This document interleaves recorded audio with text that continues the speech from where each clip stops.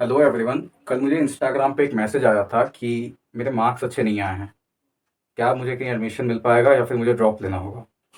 तो मुझे ये मैसेज बहुत ज़्यादा जेन्युइन लगा और बहुत ज़्यादा मुझे फील हुआ, तो मुझे लगा कि यार ये चीज़ तो डिस्कस करना बनता है आप सभी से, क्योंकि यार नॉर्मल सा बात है, अगर कहीं पे भी कॉम्पिटिटिव एग्ज़ाम होता है तो बहुत बच्चे के मार्क्स कम आएंगे। और कॉम्पिटिटिव एग्ज़ाम को डिज़ाइन ही इस तरीके से किया जाता है कि 90% बच्चों का मार्क्स खराब आए, 10% बच्चे ही उसमें पास हो पाए। और इंडिया जैसे देश में अगर जितना ज़्यादा पॉपुलेशन है, अगर आप इस हिसाब से देखा जाओ तो यहाँ पे अगर 2-4% भी अगर बच्चे क्वालिफाई कर सकते हैं एग्जाम को, तो वो भी एक बहुत बड़ा नंबर हो जाता है। तो आज की वीडियो में हम लोग बस यही बात करेंगे। आज की वीडियो में कोई फैक्ट नहीं है, सिंपल सा बात है। आज की बस वीडियो में आपसे एक दो टू दो बात इसलिए करूंगा क्योंकि मैंने भी ये एग्जाम दे रखा है, CUET 2022 का। और आप लोगों ने जितना तमाम मुश्किलें झेली हैं NTA की तरफ से, सब मैंने भी झेला है। तो क्या है, तो बहुत बच्चे हैं इनको अगर मैं कैटेगरी में डिवाइड करूँ तो एक बच्चे ऐसे हैं जिनका 200 से कम नंबर आया है। फिर बच्चे ऐसे हैं जिनका 200 से लेकर के 300 के बीच में आया है। फिर ऐसे हैं जिनका 300 से लेकर के 350 के बीच में आया है। और फिर ऐसे हैं जिनका 350 से लेकर के 400 के बीच में आया है। और एक कैटेगरी ऐसा है, एक सेकेंड,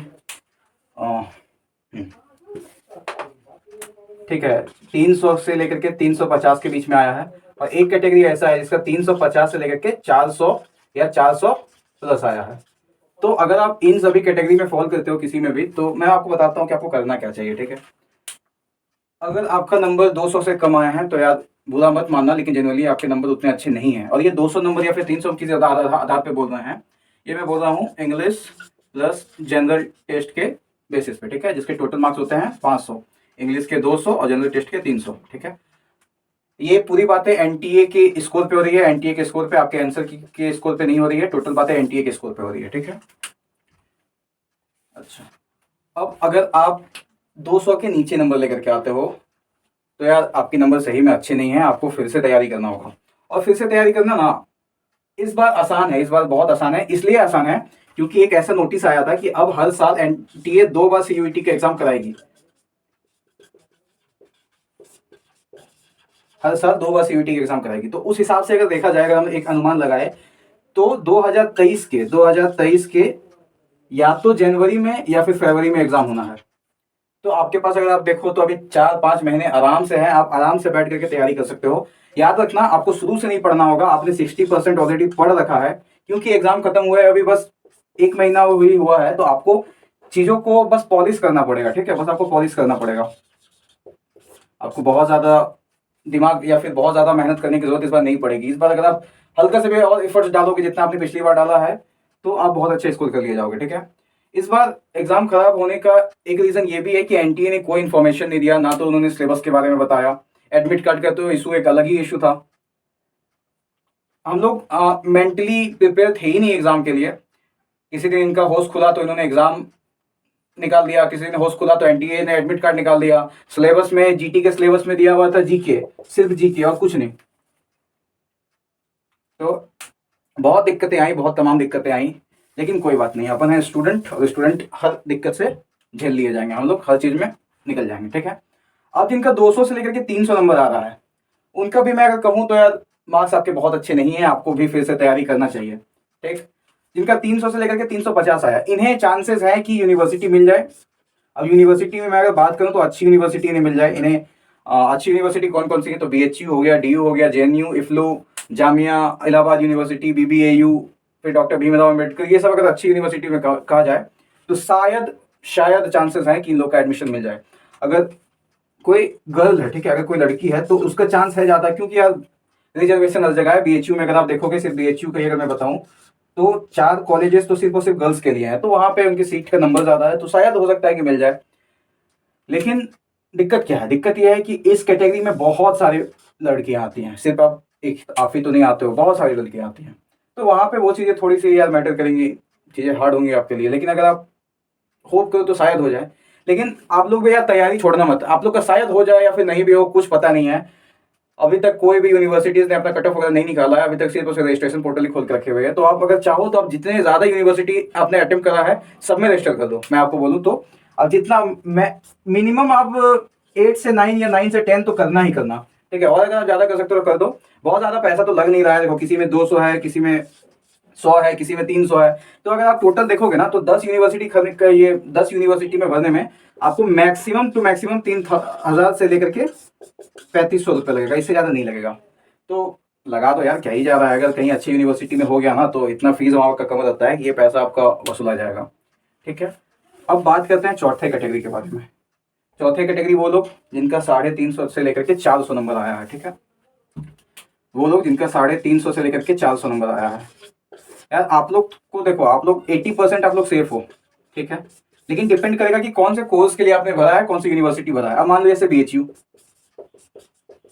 तो आपको ज्यादा चांसेस है कि आपको BHU मिल तो जाए, लेकिन BHU में आपने कौन सा कोर्स भरा है वो फिर मैटर करेगा, क्योंकि भीड़ बहुत ज्यादा है BHU के पीछे। BHU के पीछे अगर आप देखोगे तो पूरा यूपी, पूरा बिहार BHU के लिए ही है पूरा। और बिहार के यूपी के बच्चों से compete करना थोड़ा सा टफ होता है, क्योंकि इन लोगों का मैथ्स, यार मैथ्स इन लोगों का बहुत स्ट्रांग होता है। और जो भी एग्जाम पे मैथ्स आ जाएगा तो यार पेपर अपने आप हार्ड होगा। तो इस बार आपने देखा होगा कि CUET के एग्जाम में मैथ्स भर भर की पूछ रही थी। मैथ्स का लेवल हार्ड नहीं था, लेकिन मैथ्स के कारण ओवरऑल पेपर लेंथी हो जा रहा था। 1 मिनट पे सॉल्व करना था, एक क्वेश्चन नहीं हो पाता था, ठीक है। तो यहाँ से यार ये कंक्लूजन निकला कि आपका चांसेस है कि आपका BHU हो जाए या फिर आपका डिजायर्ड यूनिवर्सिटी हो जाए, लेकिन डिजायर्ड कोर्स मिलेगा कि नहीं ये कहना थोड़ी सी मुश्किल है, ठीक है। आप लोग भी अगर करना चाहो तैयारी तो आप लोग भी यार लगे रहो। अभी 2 महीना देखो आप करोगे क्या। अभी 2 महीना तक कोई भी ज्यादा यूनिवर्सिटी उतने ज्यादा एक्टिव होगी नहीं। अगर किसी ने एडमिशन ले भी लिया तो उतना ज्यादा वो एक्टिव रहेगा नहीं। तो 2-3 महीना आप अगर करना चाहो तो यार मैथ सॉल्व कर सकते हो, रीजनिंग सॉल्व कर सकते हो, या फिर जो भी आपका वीक पॉइंट है आप सॉल्व कर सकते हो, ठीक है। अब एक कैटेगरी है जो 400 प्लस आया है, इसका नंबर 400 प्लस आया है। सबसे पहले तो उन्हें कॉन्ग्रेचुलेशन यार, अपने एग्जाम में अच्छा परफॉर्म करा है, ठीक है। दूसरी बात, उन्हें चांसेस है। देखो हर जगह मैं बोलता हूँ चांसेस है, क्यों? क्योंकि मुझे भी नहीं पता एग्जैक्टली क्यों, क्योंकि डेटा ही नहीं आया है। और डेटा क्यों नहीं आया है? क्योंकि ये एग्जाम हो रही है पहली बार। तो अब BHU का मैं एग्जांपल दे रहा हूँ as a desired, DSIRED, desired university के रूप में, ठीक है। डिजायर्ड यूनिवर्सिटी के रूप में अगर आपकी डिजायर्ड यूनिवर्सिटी, हाँ, अगर आपके 400 नंबर आए हैं तो बहुत ज़्यादा चांसेस है कि आपकी डिजायर्ड यूनिवर्सिटी भी आपको मिल जाए और आपकी डिजायर्ड कोर्स भी आपको मिल जाए, ठीक है। मान लो कि आपको यहाँ पे करना था BA आर्ट्स, तो बहुत ज़्यादा चांसेस है कि आपकी डिजायर्ड यूनिवर्सिटीज भी मिल जाए, आपके डिजायर्ड कोर्स भी आपको मिल जाए। और जिन्होंने 400 प्लस लाया है उन्हें मैं बस यही कहना चाहता हूँ कि देखो आपका जो एडमिशन है वो देश के टॉप 5 यूनिवर्सिटीज में तो होने ही वाला है, ठीक है। अब आपने किस हिसाब से क्या बताया वो आप पे निर्भर करता है, लेकिन आपका एडमिशन देश के टॉप सेंट्रल यूनिवर्सिटीज में तो होने वाला है। तो अब आप लोग क्या करो, क्या आप लोग भी तैयारी करो फिर से एग्जाम की, या आप लोग भी बैठे हुए टाइम पे कुछ और करो? तो फिर से एग्जाम करने के लिए तैयारी का कोई बात ही नहीं है, ठीक है। अगर बहुत ही आपका खराब किस्मत हुआ तो ही आपको वो कोर्स या फिर यूनिवर्सिटी मिल नहीं पाएगा, लेकिन बहुत ज्यादा चांसेस है कि आपको मिल जाए। अब क्या है कि अभी जो आपके पास खाली टाइम है ना उसमें आप कुछ स्किल सीख सकते हो, ठीक है। अब इसके बारे में मैं अगले वीडियो में अपने बात करूंगा, जो आज ही आपको मिल जाएगी। जिसके 400 नंबर प्लस आए हैं उन्हें कुछ स्किल सीखना होगा, ठीक है। जो स्किल्स आपकी यूनिवर्सिटी पहुंचने के बाद आपको बहुत ज्यादा हेल्प करेंगे, ठीक है। तो वो स्किल्स के बारे में अभी कुछ देर में एक और वीडियो अपलोड होगा, आज ही हो जाएगा, तो उसके बारे में आपको बता दूंगा, ठीक है। तो यही बात था। अब एक बात और कर लेते हैं कि क्या मुझे ड्रॉप लेना चाहिए, क्या मुझे ईयर गैप लेना चाहिए? तो देखो यहाँ पे यार एक सिंपल सा मैं आपको फंडा बता देता हूं। अगर आपने 2022 में 12th पास किया, यानी कि अगर आप करंट स्टूडेंट हो और अगर आपको लगता है कि यार 1 ईयर गैप हो जाए मेरा, तो आप आराम से ले सकते हो, ठीक है। ये बात अपने यार दिमाग से निकाल दो कि 1 ईयर का गैप हो जाएगा, ये हो जाएगा, वो हो जाएगा, कुछ नहीं हो जाएगा। अगर आप 2 साल बाद भी अपने यूनिवर्सिटी में पहुंचोगे ना, डिजायर्ड यूनिवर्सिटी में, तो वहाँ पे कोई आपको पूछने नहीं जा रहा, ठीक है। वहाँ पे प्रोफेसर आपको नहीं पूछेंगे कि आप कितने साल का गैप लेकर के आए हो या आपने फर्स्ट अटेम्प्ट में क्लियर कर लिया, नहीं, ऐसा कुछ नहीं है, ठीक है। अब यहाँ पे मैं एक एग्जाम्पल देना चाहूंगा UPSC का। कोई आदमी पहले अटेम्प्ट में क्लियर कर लेता है, कोई 5वें अटेम्प्ट में क्लियर करता है, लेकिन लवासना में दोनों के साथ कोई भी भेदभाव नहीं किया जाता, दोनों को साथ में ही रखा जाता है अगर आप एक ही बैच के बिलोंग करते हो तो, ठीक है। तो वहां पे कोई दिक्कत नहीं है, ठीक। अगर आपने 2021 में ही पास करा है, यानी कि अगर आपका 1 ईयर ड्रॉप है, अगर आपने ड्रॉप ले रखा है, अब 21 में क्या है, एक ऐसे बच्चे जिन्होंने एडमिशन ले रखा है और एक ऐसे बच्चे जिनका ड्रॉप हो गया है, ठीक है। तो जिनका ड्रॉप हो गया है वो अब ड्रॉप मत लेना यार, वो आप कहीं पे भी एडमिशन ले लेना, ठीक है। अब कहीं पे भी अगर आपको CUET के लिस्ट में कहीं पे भी कॉलेज मिल जाता है तो ले लेना। 42 सेंट्रल यूनिवर्सिटीज है और सेंट्रल यूनिवर्सिटीज में पढ़ाई आपके घर के बगल वाले कॉलेज से बहुत अच्छी होती है, ठीक है। और फीस भी बहुत कम लगता है। तो अगर आपको कोई भी यूनिवर्सिटीज़ मिल जाती है तो आप ले लेना, लेकिन तैयारी मत छोड़ना, ठीक है। अब कोर्स ले लेना, जो भी आपको लेना है वहाँ पे ले लेना, अच्छा टाइप का देख करके, लेकिन तैयारी मत छोड़ना। और फिर जो फरवरी वाला एग्जाम होगा उसके लिए आप अपेयर करना, ठीक है। और चांसेस है कि अगर आप उस एग्जाम में परफॉर्म करोगे तो और अच्छे यूनिवर्सिटीज़ में आप चले जाओगे, लेकिन आप एडमिशन जरूर ले लेना। जो 2021 वाले बच्चे एडमिशन ले चुके हैं वो भी अगर चाहे कि अगर वो उनका कोर्स में, जिस कोर्स में अगर वो फिलहाल हैं, अगर उसमें उनको सेटिस्फैक्शन नहीं मिलता है, अगर उसमें उनको मन नहीं लग रही है या फिर उनसे नहीं हो पा रहा है, तो वो भी फरवरी वाला एग्जाम जरूर दे। इससे क्या होगा कि आपका भी सेम ही आप कैटेगरी में पहुंच जाओगे अगर आप 21 ये अभी वाला अगर एग्जाम दोगे तो, ठीक है। अब ऐसे बच्चे हैं जिनका कि 2 साल या तो 2 ईयर ड्रॉप हो गया है, या फिर जिन्होंने 2020 में ही पास करा है और अभी वो कहीं पे एडमिशन ले लिए हैं और वो सेकेंड ईयर में है, ग्रेजुएशन के सेकेंड ईयर में है। तो इन लोगों से बस इतना ही कहना चाहूंगा कि जो एडमिशन की जो सेकेंड ईयर में है ना, वो तो यार अब CUET UG पे दिमागी मत लगाओ। अब आप CUET UG में दिमागी मत लगाओ। अब आप 1 साल अच्छे से तैयारी करो अपने जो यूनिवर्सिटीज में हो, और फिर आप CUET PG के लिए जाओ, ठीक है। CUET PG के लिए जाओ, पोस्ट ग्रेजुएट के लिए। और जिनका 2 ईयर ड्रॉप हो गया ना, वो तो यार इस बार पक्का से एडमिशन ले लेना भाई। अगर ये 42 के 42 सेंट्रल यूनिवर्सिटीज में नहीं मिलता है, कोई बात नहीं, घर के बगल वाले कॉलेज में ले लेना, लेकिन ले लेना। कितना ज्यादा आपको वक्त निकल रहा है, ठीक है। तो यार यही वीडियो थी, तो मैंने इसमें होप की क्लियर कर दिया है। अब मैं ये बातें आपको अच्छे तरीके से इतना समझा क्यों पा रहा हूँ, इसलिए समझा पा रहा हूँ क्योंकि मैंने भी एग्जाम दिया हुआ है CUET 2022 का, और चीजें मेरे साथ भी सही नहीं रही हैं। चीजें मेरे साथ भी बहुत प्रॉब्लम्स था, NTA की तरफ से तो बहुत ज्यादा प्रॉब्लम था, और भी बहुत तरीके के प्रॉब्लम थे, लेकिन हम लोग प्रॉब्लम डिस्कस नहीं करने वाले हैं, हम लोग सॉल्यूशन पे बात करने वाले हैं, ठीक है। तो आज के वीडियो में होप इतना ही था। होप कि आपको इन्फॉर्मेशन पसंद आया हो। बस एक बात याद रखना यार, कभी डीमोटिवेट मत होना,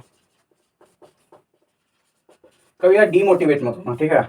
नंबर खराब आ गए कोई बात नहीं यार, एग्जाम था, अगले बार देना, नंबर बहुत ज्यादा इंप्रूव हो जाएगा, ठीक है। एक बात ध्यान रखना आप लोग कि आप लोग यार ऐसे स्टूडेंट हो ना जो बिना सिलेबस के, बिना कुछ इन्फॉर्मेशन के आप लोग एग्जाम देने गए थे, आप लोगों ने अंधेरे पे तीर मारा है, ठीक है। तो इसमें आपकी ज्यादा गलती है भी नहीं।